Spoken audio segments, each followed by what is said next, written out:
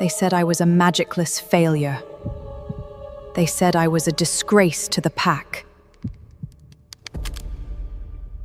They stripped me of my name, my place, my worth, and they cast me out into the rain, like I was nothing. But the ancient moon guardians?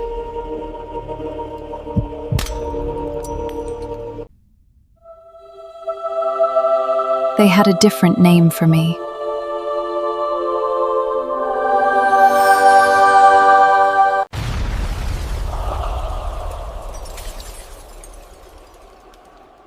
Their queen. Subscribe to Nora Jo Entertainment Stories. And tell me where in the world you're watching from. Chapter 1. The rain had been falling for 3 hours. It fell the way grief falls, quietly at first, almost politely, and then all at once, in cold sheets that soaked through wool and pride and every last illusion of dignity. The packed square of Ashveil was vast, paved in dark stone that glistened like the back of a wolf at midnight. Torches fought the downpour from iron brackets on the surrounding walls, their flames guttering and orange, throwing shadows that moved like living things. Seraphina Caldwell stood at the center of it all. She was 23 years old, and she had loved the man on the podium for 5 of those years. She had believed in him, stood beside him, poured the full weight of her quiet and particular heart into the task of being worthy of him. She had woken at dawn every single morning of their bonded year to train with the warriors, to learn the healer's craft, to study the pack's ancient treaties until her eyes blurred. She had done everything a Luna was supposed to do, and none of it had been enough.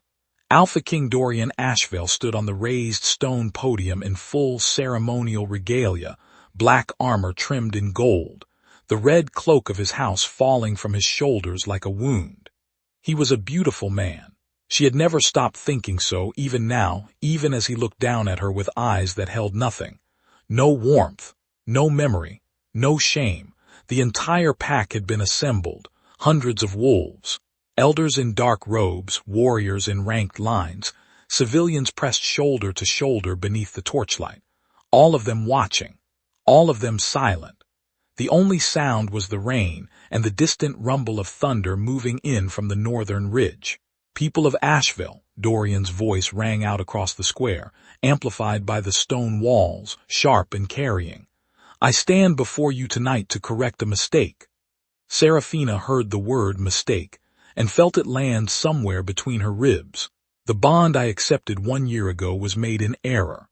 I was advised by the old council that the Caldwell line carried gifts sufficient to serve as alpha mate. That advice was wrong. He paused, and the silence was surgical.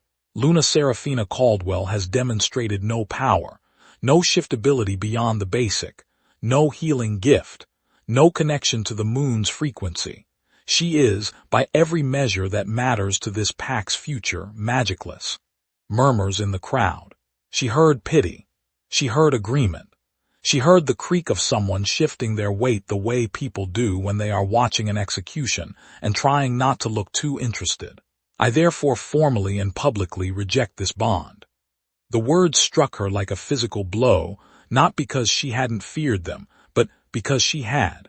For months she had felt the bond thinning, felt his attention narrowing away from her like water draining from a basin. She had told herself she was imagining it. She had not been imagining it. You will leave Ashveil tonight. His voice was even, courtroom calm. You will take nothing beyond what you wear. The pack's property will remain pack property. You have until dawn. He looked at her once more, just once, and she searched his face for something. Guilt. Apology. The ghost of the man who had once, in a clearing by the northern border, told her she was the most interesting person he had ever met. She found nothing. The man who had said those things was either dead or had never existed. Then he turned to his left, and he offered his hand to a woman who stepped forward from the ranks of the court, dark-haired, amber-eyed, radiantly composed. Lady Myra Vane, the woman she had not known about until 3 weeks ago, The woman who was, apparently, everything Seraphina was not. The pack will instead welcome its true Luna, Dorian said, and the crowd erupted. Seraphina did not wait for the noise to crest or fall. She turned and she walked.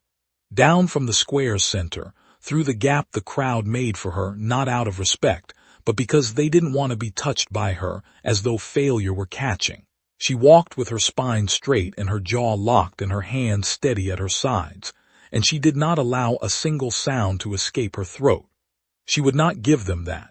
She walked until the light of the torches faded behind her, until the noise of the square softened to a dull roar, until the rain was the only thing she could hear. And then, in the darkness of the forest road north of the pack walls, she stopped.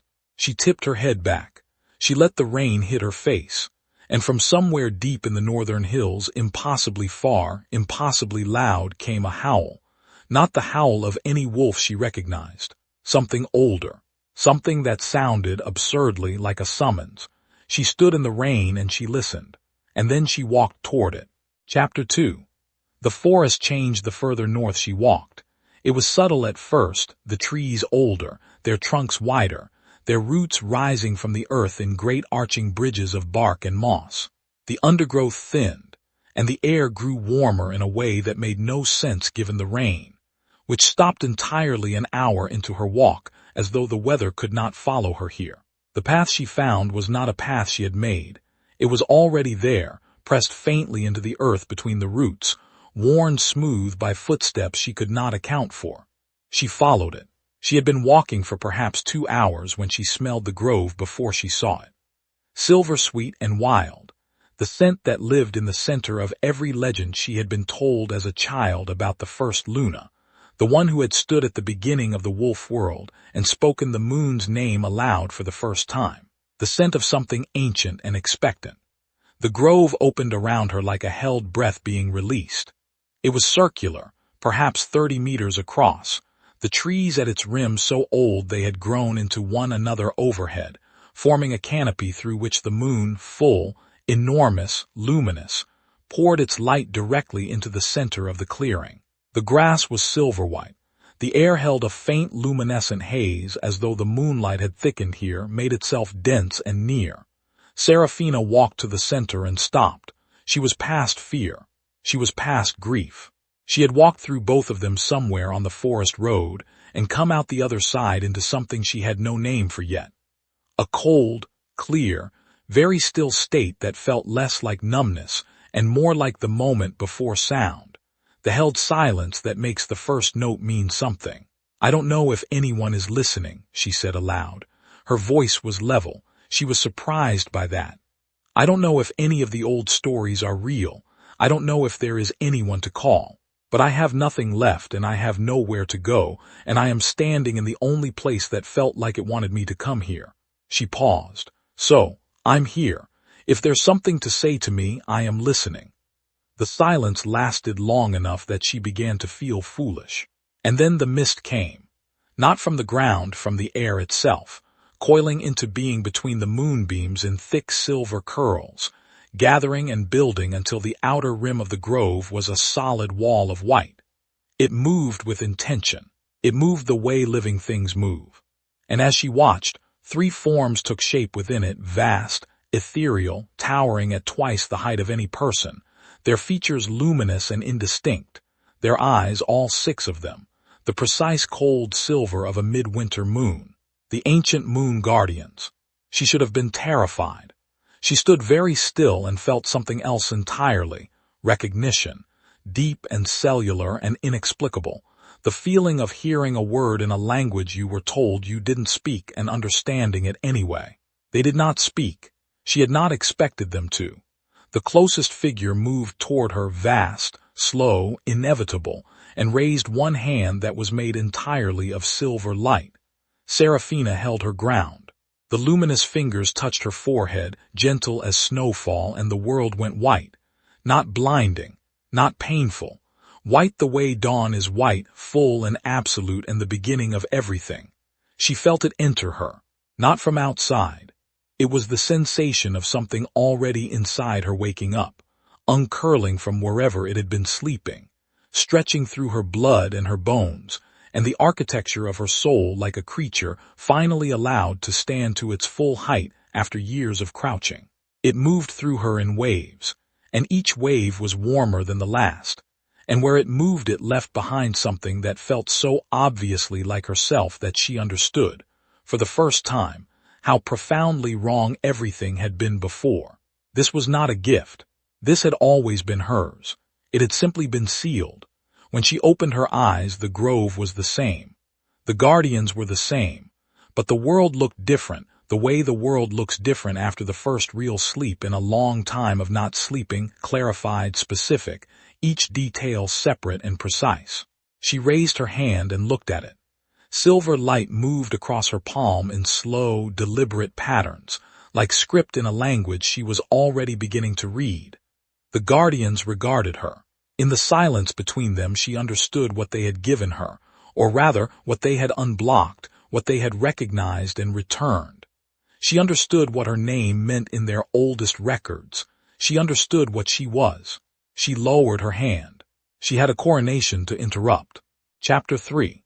She did not return to Ashveil immediately. She spent 3 days in the grove, not because she was afraid, not because she was gathering courage the way the stories always described it, steeling herself, building resolve, pacing under the moon while dramatic string music played in the background of her interior monologue. She stayed because there was something to learn, and she had spent enough of her life rushing past the learning to get to the performance, and she was not going to do that anymore. She learned the gaze of the eclipse in the way all real learning happens, not in a single dramatic moment, but in increments, in failures that taught her more than the successes, in hours of sitting very still in the clearing and understanding the architecture of the thing she had been given access to. She learned to look at the silver light not as a weapon but as a fact, a property of her that had always been true, that had simply been, until 3 days ago, inaccessible. On the first day she accidentally shattered a branch 10 meters away while trying to pick up a stone. She spent 20 minutes laughing, alone in the silver grove, genuinely and freely, the first real laugh she'd had in longer than she could calculate. On the second day she could hold the light steady in her palm for 4 hours without wavering. On the third day she understood what she was going to do, not revenge. She had examined that word carefully, turned it over, looked at what it actually was once you stripped the satisfying weight of it away. Revenge was about the past. Revenge meant Dorian still mattered, meant his choice still had power over what she did and where she directed herself. She was not interested in revenge. What she was interested in was truth. The pack had been told a lie. They had been told, by a man in ceremonial armor standing on a stone podium, that she was nothing. The pack deserved to know that was not accurate. That was not sentiment or wounded pride speaking. It was a responsibility. Aluna's first obligation, she had always understood, was to her people's understanding of reality. She would go to the coronation. She would arrive at the moment the crown was placed. She would demonstrate, quietly and completely and without theatrical cruelty, that everything Dorian had said about her was wrong. And then the pack could decide what to do with that information. She was not going to tell them what to decide. She had spent too many years being told what she was by other people. She was not going to start doing that to others now.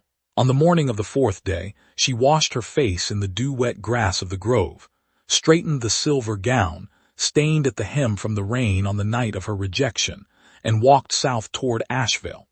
The coronation was in 3 hours. The gate wolves stared as she approached.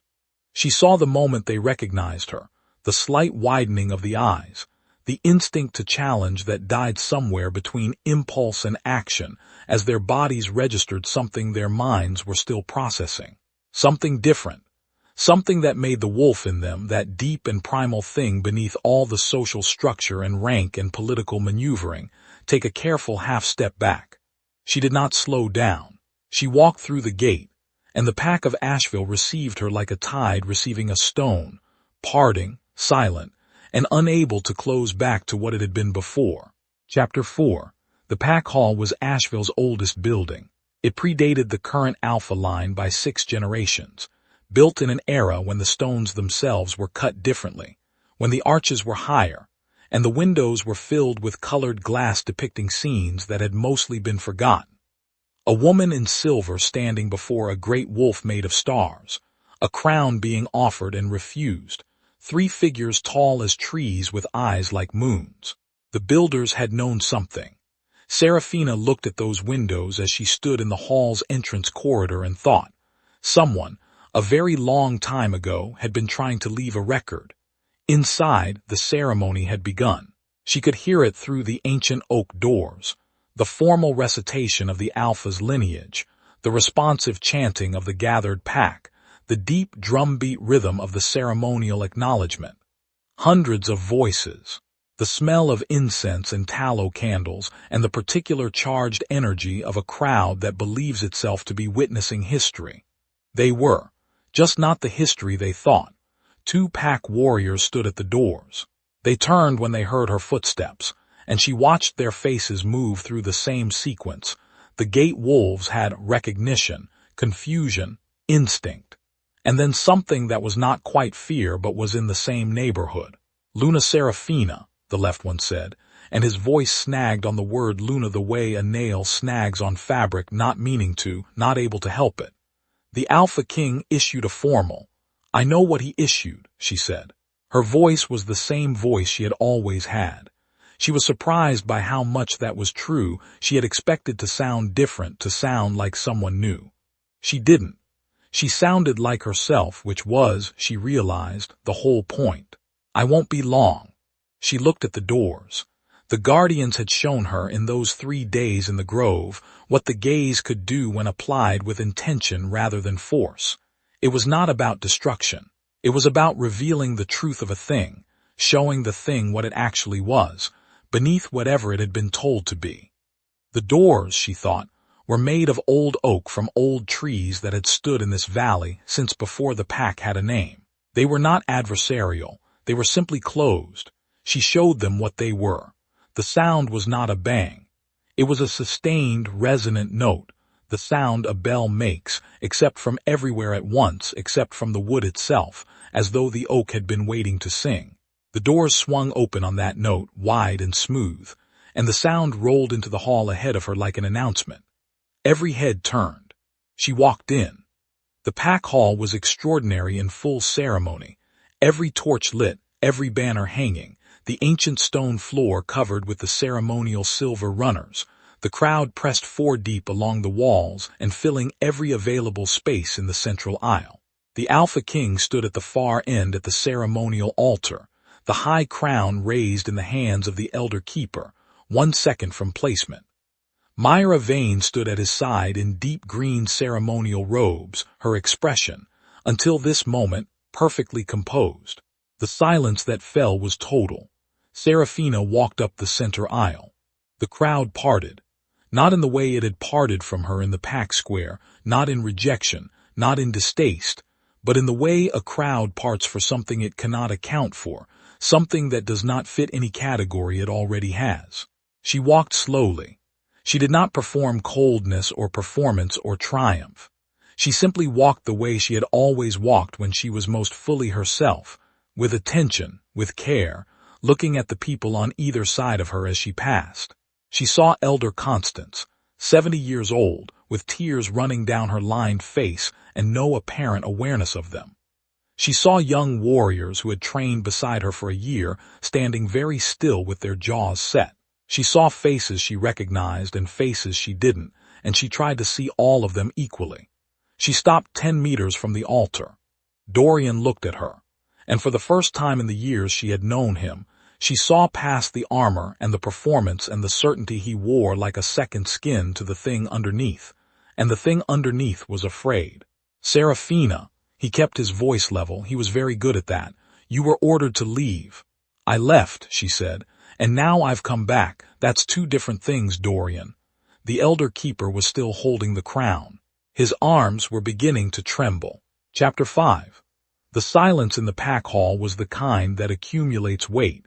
Every breath held, every candle absolutely still, the flames frozen in some collective instinct toward stillness. The The ceremonial drums had stopped at the moment the doors opened, and no one had thought to restart them. Hundreds of wolves, and the only sound was the faint sound of Seraphina's footsteps as she stopped, and the elder keeper's quiet, controlled breathing as he held the crown aloft and tried to decide what his obligation was. Dorian recovered first.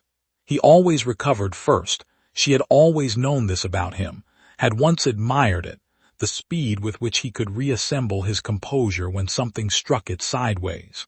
He straightened his spine and he looked at her with the expression she had seen him use in territorial disputes, the expression that said, "I have decided to be amused by this."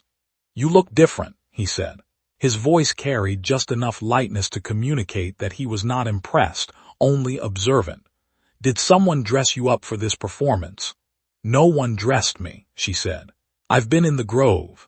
Something moved in his face at the word grove, small and fast like a fish turning in dark water, gone before she was certain she had seen it. "Theatrics," he said. His eyes moved to the crowd, a quick scan, reading the room, doing what alphas do, which is understand the audience before they decide their next line. "She's been gone 4 days without shelter, without resources. I imagine the experience was difficult. We should, Dorian." Her voice was very quiet. It carried anyway. The hall's acoustics were excellent. "Look at the crown." He looked at her instead, a flicker of something that might have been the instinct not to look, the instinct that knows below the conscious level that looking will change something. "Seraphina, look at it." He looked at the crown. She did too. What she did was not dramatic. It was not an explosion of light or a thunderclap or a gesture she had rehearsed. It was the application of attention. The full, focused, unmediated attention that the guardians had taught her was the true nature of the gift she carried. She looked at the crown and she showed it what it was. A symbol of a particular man's authority over a particular group of people in a particular historical arrangement that was, like all such arrangements, contingent, not eternal, not ordained, made up as all agreements are made up by people who believed in it, and therefore requiring the continued belief of those people to mean anything at all. The crown heard her, or understood her, or reflected back what she had shown it. The hairline fracture appeared first, a single thin line across the central band, barely visible in the torchlight. Then more, branching from that first one in complex patterns, spreading like frost across a window, until the entire surface was a webwork of fracture lines. And the gold was more cracked than metal, and the light from the candles was passing through it, and diffracting into 1,000 tiny fragments of brightness scattered across the floor. The elder keeper made a sound. His arms were shaking. Dorian's face had gone the color of ash, and then the crown shattered. The sound was not the sound she had expected, not a bang or a crash or the bright report of breaking metal. It was a sound like music played backwards, like the end of something, clear and particular and complete. Golden shards burst outward in a perfect radial pattern, scattering across the stone floor and catching the candlelight and lying there, bright and inert and utterly without authority. The hall was profoundly, absolutely silent. Dorian Ashveil, Alpha King of Ashveil, stood before his pack with empty hands and a face that had completely forgotten what expression it was supposed to make. And then his legs gave, not theatrically, not slowly, the way people fall in stories. Quickly, the way structural things give when the load-bearing element is removed. He went to his knees on the stone floor, and the sound of his armored knees hitting the stone rang through the hall like a bell. Myra Vane had stepped backward. She didn't seem to have decided to. Her body had made the decision without her. Seraphina looked at the pack. Chapter 6. She had not prepared a speech. She had thought about this specifically in the grove during the long second day when the gaze was steadying and her mind had space to turn to other things. She had thought, there will be a moment when the hall is silent and everyone is looking at you and what you say will matter. She had thought, I am not going to write a speech. Every time she had imagined writing a speech it had come out as something that was about Dorian, about what he had done, about the record being set straight in some way that centered him even in his correction. She was done with things that centered Dorian Ashveil. So she stood in the silence of the pack hall with golden shards catching the candlelight at her feet, and she said what was actually true. I didn't come back to take anything from anyone. Her voice moved through the hall the way voices do in stone spaces, finding every corner, settling into every silence. I came back because this is my home and you are my people, and someone stood in this hall and told you a lie about me, and I thought you deserved to know it was a lie. That's all. You deserved the truth. She looked at Elder Constance, still crying without seeming to know it. She looked at the warriors in their ranked lines. She looked at the civilians pressed along the walls, the baker's family she had learned all of their names, the healer's assistant she had trained beside for 6 months, the twins who were 8 years old and had once brought her a frog they were very proud of and asked if she could make it magical. The ancient moon guardians are real, she said. The gift they carry is real. The line of the first Luna is real. I know because I spent 3 days being shown it. She paused. And I know that many of you are going to need time with that information. It is a lot of information. I have had 4 days and I am still getting used to it myself, honestly. A ripple through the crowd at that. Not laughter, something softer. Recognition, perhaps, of a person being a person rather than a statement. What I want to say is this. The power doesn't make the position. I spent a year trying to be a worthy Luna by being perfectly useful, perfectly managed, perfectly in control of every variable. I thought that was what it meant to serve you well. She shook her head slightly. I was wrong. What serving well actually means is being honest with you, telling you the truth even when it's complicated, trusting you enough to not manage you. She looked at Dorian. He was still on his knees. She looked at him the way she would look at any member of her pack, with the full weight of her attention, without hatred, without performance. The bond is broken, she said. That was his choice, and I'm not here to argue with it.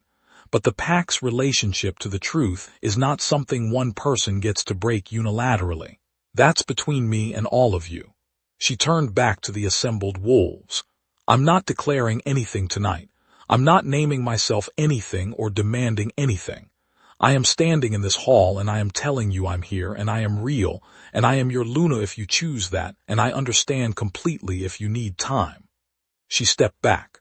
The silence held for a long moment, and then Elder Constance, 70 years old, tears drying on her face, walked forward from her place at the wall and bowed her head. Moon blessed, the elder said, the oldest address. The oldest recognition. One by one, not all of them, not immediately, but one by one and then in clusters and then in a wave, the pack of Ashveil bowed their heads. Chapter 7. The hall cleared slowly.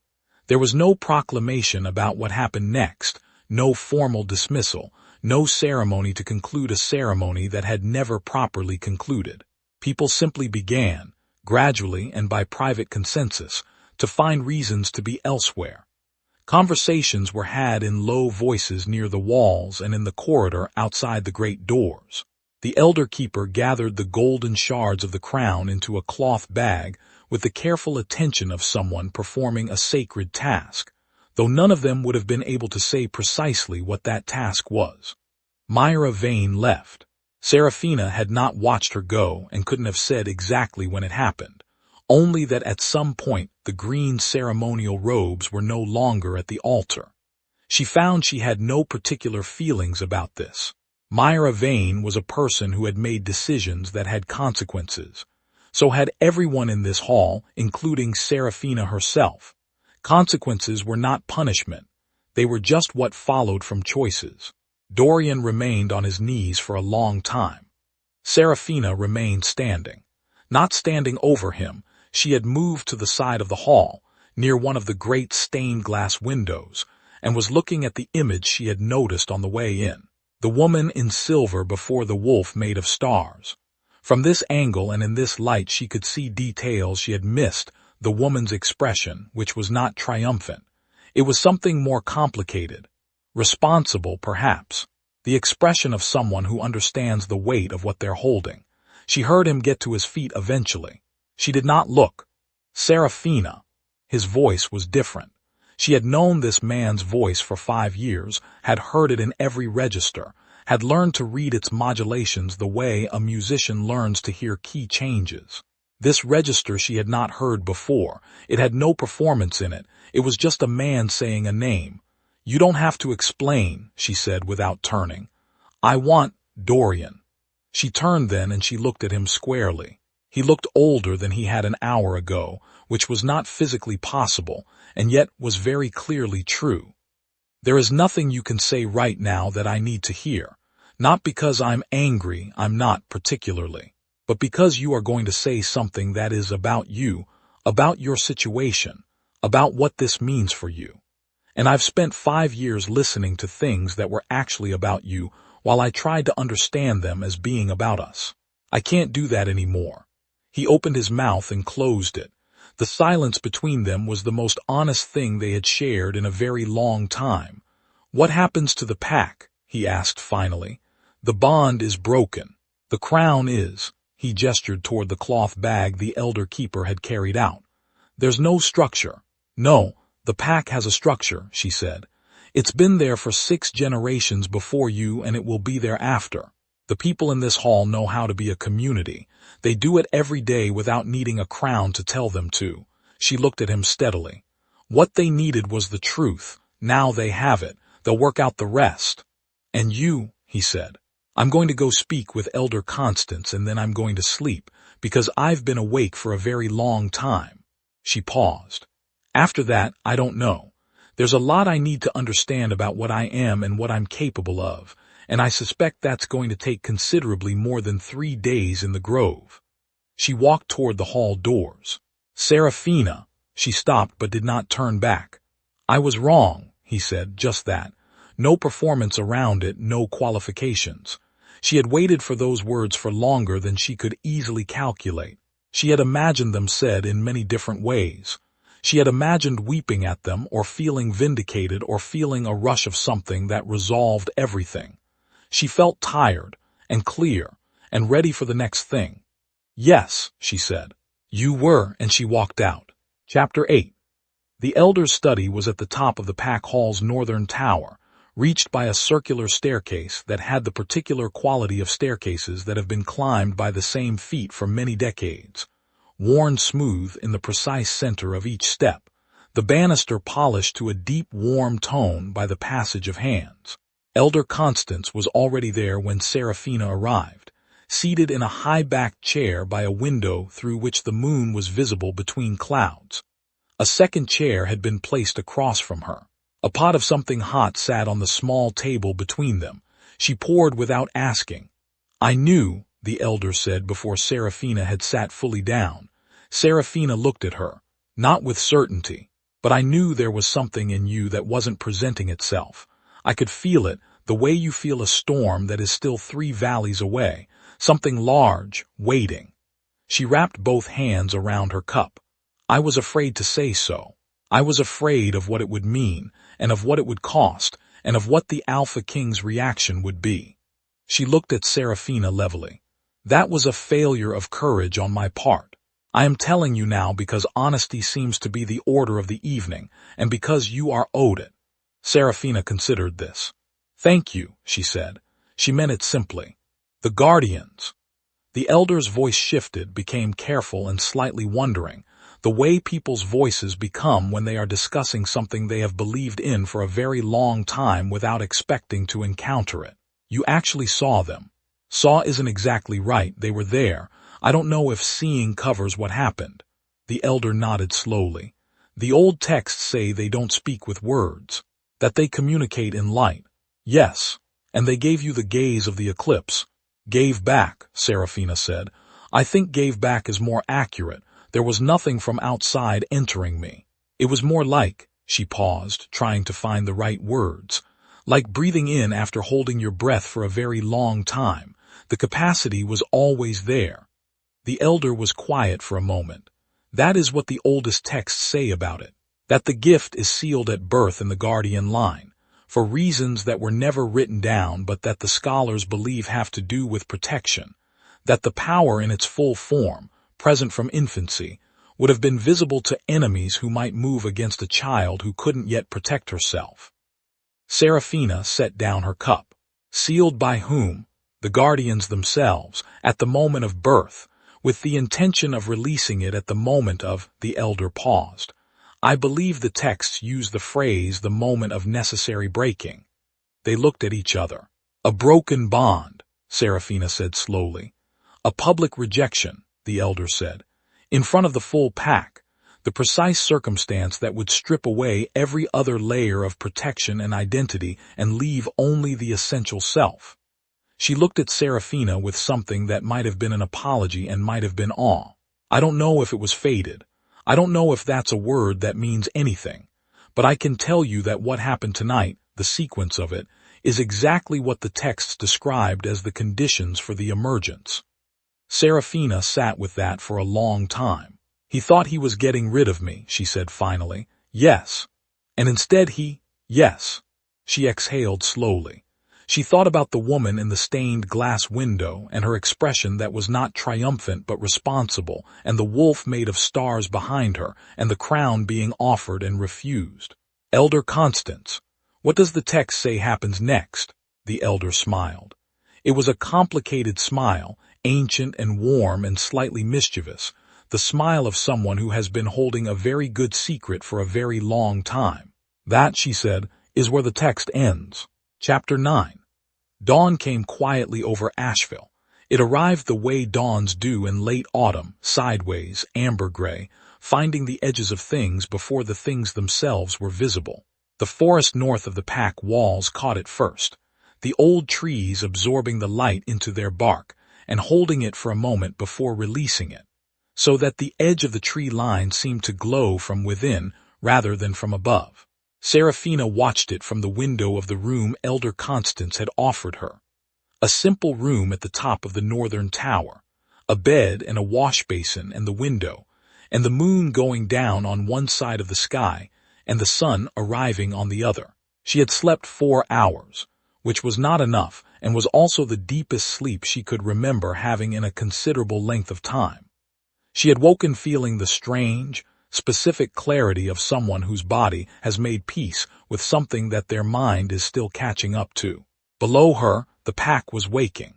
She could hear it, the ordinary sounds of a community in its morning rhythms, the bakery already issuing smoke from its chimney, the sound of children somewhere in the eastern residential quarter, the particular cadence of wolves who have been through something significant together, and are now, collectively, working out what it means for how they live.